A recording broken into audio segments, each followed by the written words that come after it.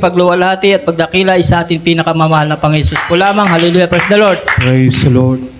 Double paggalang po sa ating beloved Pastor Wildy Estrada Almeida at sa ating beloved Pastor Nili na si Almeida sa kanilang pag-aalala na kapiling po sila ng ating pinakamamahal na Panginoon Jesus na po.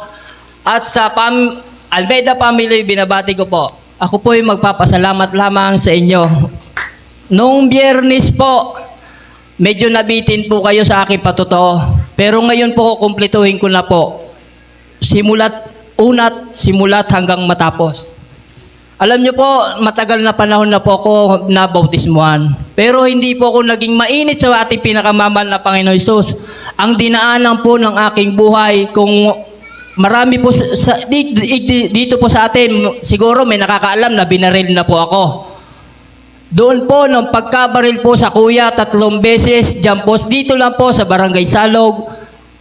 Nangyari po yon madaling araw, 1:00 ng madaling araw. Alam ko po na ako'y tinamaan dahil tumatakbo po ako nung oras na yon, papunta rito, dito po sa Maysuna 4, hawak-hawak ko po yung aking likod na alam ko po na meron po akong tama. Ang ano ko lang po noon, haba po akong tumatakbo. Isa lang po ang dinalangin ko noon, mahal na Panginoon, tulungan mo po ako, buhay mo po ako, maglilingkod po ako sa inyo, mahal na Panginoon. Pero, ang nangyari, hindi ko pa rin po ginawa. Alam nyo po mga minamahal, nangyari na naman, siguro alam nyo na ako'y naging kontraktor ng solar. Ako'y mayroon naging tauhan na siguro marami na ako nakabit sa Goa. Meron po nangyari noon na siguro kalooban na hindi ako ang napahamak. Dahil kung ako po yung naandun, ako po siguro ay wala na. Naalala nyo po gayon yun na kuryente. Ako po dapat yon. Dahil sa akin po yung kontrata. Binutasan ko po yung makalipas ang 1 linggo na disgrasya po. Yung naging kasamahan ko. Marami pong pagsubok, pero ngayon, ang himala sa akin ng pinakamamahal na Panginoon, ito na po.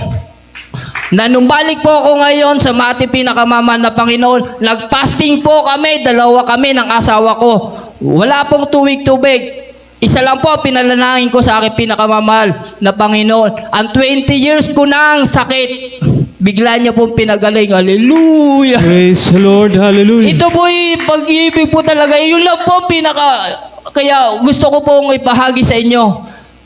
Siguro po yung 20 years na hilang ko na, kung pwede nga ni maghuba, di mahuba ako sa inyo para mapahiling ko lang sa inyo na talagang ray na po. Hallelujah. Praise the Lord. Hallelujah. Sabi nga ni Kato, pirmi ko nagtatahob, arogan. Siguro may nakakabisto po sa inyo na arogan sa kuya.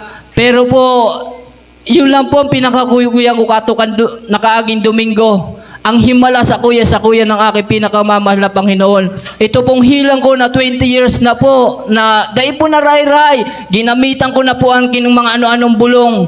Pero ang karahayan sa naman pala, magpasing ka, dumangal daw pa sa nangani, mayong tubig, ray tulot. Hallelujah, pambira ka, kundi yung sa naman pala ang bulong, haloy-haloy na dahi ko paarap. Kundi ko po nangyari, grabe, pagpapasalamat ko po sa ating pinakamamahal na Panginoong Hesus. Ang lahat po ng kapurihan, kapasalamatan, ay sa ating pinakamamahal na Panginoon Hesus po lamang. Amen.